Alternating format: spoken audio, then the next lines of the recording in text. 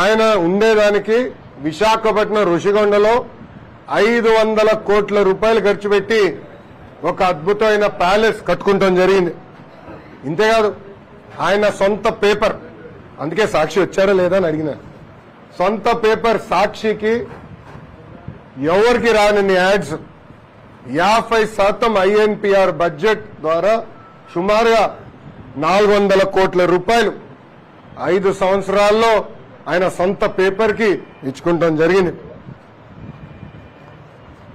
సంవత్సరానికి ఈ 203 అన్న క్యాంటీన్లు నడిపించాలంటే సుమారుగా 200 కోట్ల రూపాయలు ఖర్చు అవుతుంది.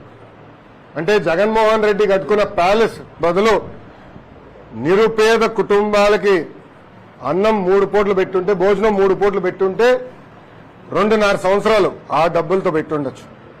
లేదంటే సాక్షికి ఇచ్చిన డబ్బుల ద్వారా 2 సంవత్సరాలు పెట్టుండొచ్చు. లేదంటే ఆయన రాలేసుకున్నాడే, ఇది సర్వే రాలు, లేదంటే ఆయన మొహం పెట్టుకున్నాడే ఏదో మన ఇది పాస్బుక్ మైన, దాని ఖర్చు పెట్టి బదులు అన్న క్యాంటీన్ కానీ డబ్బులు పెట్టుంటే 3 సంవత్సరాలు నడిపించుండొచ్చు, 3.5 సంవత్సరాలు నడిపించుండొచ్చు. ఈ సభాముఖంగా ప్రజలందరినీ ఆలోచించమంటున్నా. విశ్వవిఖ్యాత నరసార్వభౌమ స్వర్గీయ శ్రీ నందమూరి తారక రామారావు గారు పదే పదే చెప్పేవారు, పేద ప్రజలే మా దేవుళ్ళని. నాడు నేడు ఎప్పుడు తెలుగుదేశం, జనసేన, భారతీయ జనతా పార్టీ నిరుపేద కుటుంబాల గురించి ఆలోచిస్తుంది. దాంట్లో భాగంగా మూసేసిన అన్న క్యాంటీన్ తిరిగి మేము ప్రారంభించాం.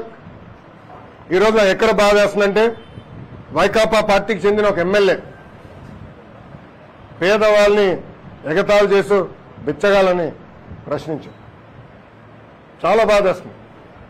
మీరు చేతగానోళ్ళు, మీరు నిరుపేద కుటుంబాలకి 3 పూట భోజనాలు పెట్టలేని అసమర్థులు. మీరు నిరుపేద కుటుంబాలను అవమానించే హక్కు ఎవరిచ్చారని అడుగుతున్నారు. వాళ్ళ ఎమ్మెల్యే మాట్లాడతారు, కానీ ఈ ఫేకు జగన్ ఎక్కడ మాట్లాడు, ఒక్క మాట మాట్లాడు, ఖండించడు. ఈరోజు ప్రజలందరినీ ఆలోచించమంటున్నారు. ఏ పార్టీ, ఏ ప్రభుత్వం నిరుపేద కుటుంబాల గురించి ఆలోచిస్తుంది? ఏ ప్రభుత్వం పెత్తందారుల గురించి ఆలోచిస్తుంది? ఈరోజు మంగళగిరి ప్రజలు నన్ను పెద్ద మెజారిటీతో ఆశీర్వదించారు, దీవించారు. నా పైన బాధ్యత చాలా పెరిగింది. ఎవరు ఊహించిన విధంగా 91,000 మెజారిటీతో నన్ను గెలిపించారు, ఆశీర్వదించారు. నేను ప్రచారంలో మంగళగిరి ప్రజలకు అనేక హామీలు ఇచ్చాను. ఒక పద్ధతి ప్రకారం ఆ హామీలన్నీ నేను తీరుస్తూ వస్తాను.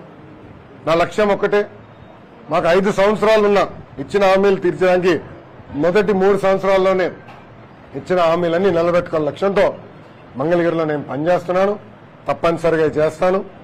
ప్రధానంగా మంగళగిరికి వచ్చేయాల చాలా మంది నిరుపేద కుటుంబాలు దశాబ్దాలుగా వచ్చి ఇక్కడ భూముల్లో నివసిస్తున్నారు. ఆ భూములకి శాశ్వత భూ హక్కు కల్పించే ఆ పత్రాలు అందించమని కోరారు. ఆ ప్రక్రియ ఇప్పటికీ ప్రారంభించాను. ఇంతేకాకుండా మా చేనేత సోదరులకు ఏకంగా జీఎస్టీ కూడా రద్దు చేస్తే బాగుంటుందని నన్ను కోరారు. అది మా ఆర్థిక శాఖ మంత్రి నిర్మలా సీతారామన్ గారితో చర్చించారు. నిన్న స్పీచ్ లో కూడా నేను చెప్పా, ఒకవేళ కేంద్ర ప్రభుత్వానికి ఏమైనా ఇబ్బందులు ఉంటే రాష్ట్ర ప్రభుత్వమే జీఎస్టీ చెల్లిస్తుందని హామీ ఇచ్చాను. ఇంతేకాకుండా మంగళగిరిలో స్వర్ణకారులు కూడా చాలా మంది ఉన్నారు. వాళ్ళ కోసం జెమ్స్ అండ్ జ్యువెలరీ పార్క్ ఏర్పాటు చేస్తాం. వాళ్ళకి నైపుణ్యం ఇస్తాం, లేటెస్ట్ టెక్నాలజీ తీసుకొస్తాం, మంచి మంచి కంపెనీలు తీసుకొచ్చి ఆభరణాలు ఎట్లా తయారు చేయాలని దానిపైన మేము పనిచేస్తాను కూడా హామీ ఇస్తాం జరిగింది. దానికి ఇప్పటికీ నేను అధికారులకు ఆదేశాలు జారీ చేశా. భూములు ఎత్తుకుతున్నాం, మాస్టర్ ప్లాన్ కూడా తయారు చేశాం. త్వరలోనే ఆ పని కూడా ప్రారంభిస్తాం. ఇంకా భూగర్భ డ్రైనేజ్, 24 గంటలు తాగునీరు, ఇంకా ఒక ఆలోచన కూడా చేస్తున్నాం, అండర్ గ్రౌండ్ విద్యుత్ తీగలు కూడా అండర్ గ్రౌండ్ చేస్తే బాగుంటుందని. ఇలా కొన్ని వినూత్నమైన ఆలోచనలతో నేను మంగళగిరి ప్రజల్లో పనులు పూర్తి చేసి వెళ్తాను. ఇచ్చిన ప్రతి హామీ తూచా తప్పకుండా నిలబెట్టుకునే బాధ్యత తెలుగుదేశం, జనసేన, భారతీయ జనతా పార్టీతో పాటు వ్యక్తిగతంగా మీ ఎమ్మెల్యే మీ లోకేష్ తీసుకుంటాడని ఈ సభాముఖంగా హామీ ఇస్తూ, ఇప్పుడు మీడియా మిత్రులు కానీ ప్రశ్న ఉంటే దానికి సమాధానం చెప్పేదానికి సిద్ధంగా ఉంది. అన్నా క్యాంటీన్లో ప్రజల భాగస్వామ్యం కావాలి, ఆర్థికంగా కొంత స్థిరపడిన వాళ్ళు ముందుకు రావాలని చంద్రబాబు గారు పిలుస్తున్నారు, మీరేం చెప్తారు సార్? అన్న ఎన్టీఆర్ ఆనాడు తిరుమలలో అన్నదానం అని మొదలుపెట్టారు. దాతలు ఆనాడు 3 కోట్ల రూపాయలు ఇచ్చారు. ఇప్పుడు దాదాపు 1800 కోట్ల రూపాయలు ఫిక్స్డ్ డిపాజిట్ ఉంది అన్నదానం ట్రస్ట్ కి. దాని ద్వారా ప్రభుత్వాలు మారినా అక్కడ భక్తులు వెళ్తే 3 పూట్ల హాయిగా భోంచేసే, ఉచితంగా భోంచేసే హక్కు వాళ్ళు కల్పిస్తున్నారు. అదేవిధంగా ఎందుకంటే ప్రభుత్వాలు మారినప్పుడు మనం చూసాం, వేరే ప్రభుత్వం పొరపాటున వస్తే ఏం చేశారో మనం అందరం చూసాం. అది జరగకుండా పర్మనెంట్ గా అన్న క్యాంటీన్ అనేది నడవాలి. దానికి ప్రత్యేకంగా ట్రస్ట్ ఏర్పాటు చేద్దాం. ఎవరు దాతలు వచ్చి వాళ్ళు డబ్బులు ఇస్తే బాగుంటుందని గౌరవ ముఖ్యమంత్రి గారు ఇప్పటికీ పిలిపిచ్చారు. దాంట్లో భాగంగా ఒక కుటుంబం ఇప్పటికే 6 కోట్ల రూపాయలు ఇచ్చారు. నెలకి 1 కోటి రూపాయలు ఇస్తున్నారు. మా తల్లి భువనేశ్వరమ్మ కూడా మొన్న గౌరవ మున్సిపల్ అడ్మినిస్ట్రేషన్ శాఖ మార్చులు నారాయణ గారికి 1 కోటి రూపాయలు చెక్ కూడా ఇస్తాం జరిగింది. ఇట్లా అందరూ ముందలు రావాలి. ఇదొక పవిత్రమైన బాధ్యత మంది.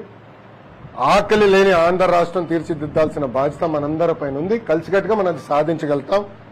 ప్రభుత్వ ఆలోచన ఒకటే, ఒక ట్రస్ట్ ఏర్పాటు చేయాలి, ఫిక్స్డ్ డిపాజిట్ ఉండాలి. ప్రభుత్వాలు పొరపాటున మారినా ఎట్టి పరిస్థితుల్లో అన్నా క్యాంటీన్ అనేది ఆగకూడదు. ఆ లక్ష్యంతో ముందు చూపుతో చంద్రబాబు నాయుడు గారు పిలిపించారు. మీరు విద్యాశాఖ మంత్రిగా ఉన్నారు. మీ యొక్క నియోజకవర్గంలో ప్రభుత్వానికి సంబంధించిన డిగ్రీ కాలేజీలు కానీ, పాలిటెక్నిక్ కాలేజీలు కానీ 6 to 10th క్లాస్ సంబంధించి ప్రభుత్వం ఒక